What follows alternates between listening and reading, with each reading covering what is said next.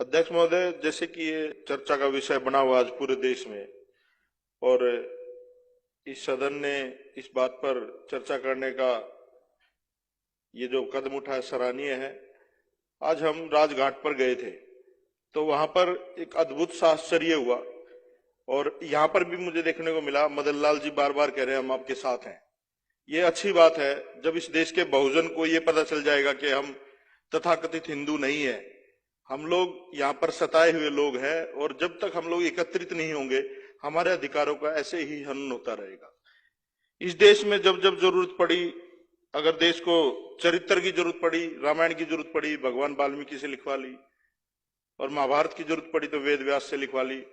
और जब इस देश में अच्छे अच्छे स्कॉलर थे, बहुत सारे लोग थे, कुछ लोग कहते हैं बाबा साहब ने कॉपी करके लिख दिया संविधान, वो लोग भी लिख सकते थे, लेकिन एक दलित से ही क्यों लिखवाया गया? हमारी काबिलियत की अगर बात करें तो उसमें कोई अतिशयोक्ति नहीं होगी। इस देश में हमारे एकलव्य भी हुए हैं, शंभुक ऋषि भी हुए हैं, लेकिन हमेशा षड्यंत्रों के माध्यम से उन लोगों का संहार किया गया है। और ये सदन आज इस महत्वपूर्ण विषय पर चर्चा कर रहा है। 75% जो मामले हैं देश में जो एट्रोसिटी के दर्ज हुए वो खारिज कर दिए गए। कुछ न कुछ तो गड़बड़ है। 15% ऐसे मामले हैं जिनमें उनको बिल्कुल ही खत्म कर दिया गया, और 10% मामलों में कार्रवाई चल रही है। और अध्यक्ष साहब, सबसे बड़ा सबूत मैं हूं आपके पास सामने। मैं जब मंत्री था मैंने एक मुकदमा दर्ज करवाया था, कपिल गुप्ता एक एक्शन होता था एमसीडी में, और वो अधिकारी, हमने कहा कि भाई सफाई व्यवस्था ठीक नहीं है विधानसभा में, आप सफाई व्यवस्था ठीक से करिए।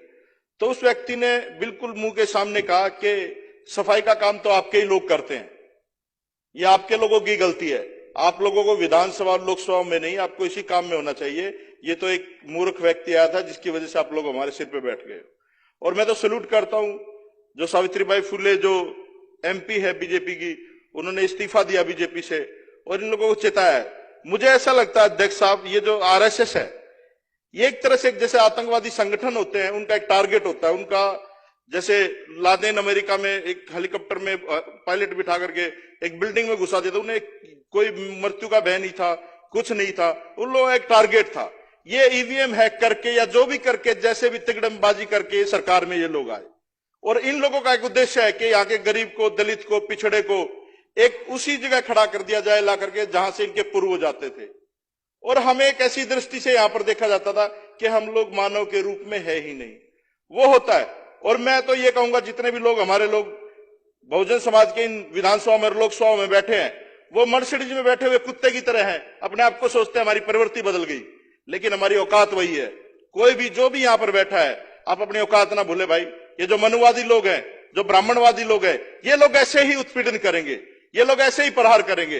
फिर मैं गुरुजी वहां पर गया अपने यूनिवर्सिटी में, वहां पर प्रोफेसर बैठे हुए थे, हमने पूरा यूनिवर्सिटी का मार्च निकाला। वहां पर इतना ज्यादा गलत डिसीजन लिया जा रहा है यूजीसी में, एचआरडी मिनिस्ट्री की तरफ से, बच्चों की फीसें एकदम बढ़ा दी, कोटे खत्म कर दिए। मतलब ये लोग चाहते क्या है कि ये दलित और बहुजन लोग रोड पे आए और उत्पात मचाएं।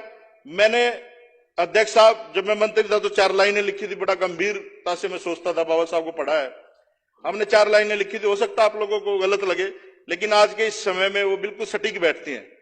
उसमें लिखा था मैंने कि अगर संविधान सुरक्षित है तो हम सुरक्षित हैं, अगर संविधान सुरक्षित है तो हम सुरक्षित हैं, अगर हम सुरक्षित हैं तो ये देश सुरक्षित है। इस सदन के माध्यम से पूरे देश को बताना चाहता हूं, अगर हमारे लोगों पर, अगर हमारे समाज पर अगर किसी भी तरह का उत्पीड़न होगा तो हम लोग सड़कों पर भी आएंगे, और जब तक बात संवाद से बनेगी संवाद से भी करेंगे।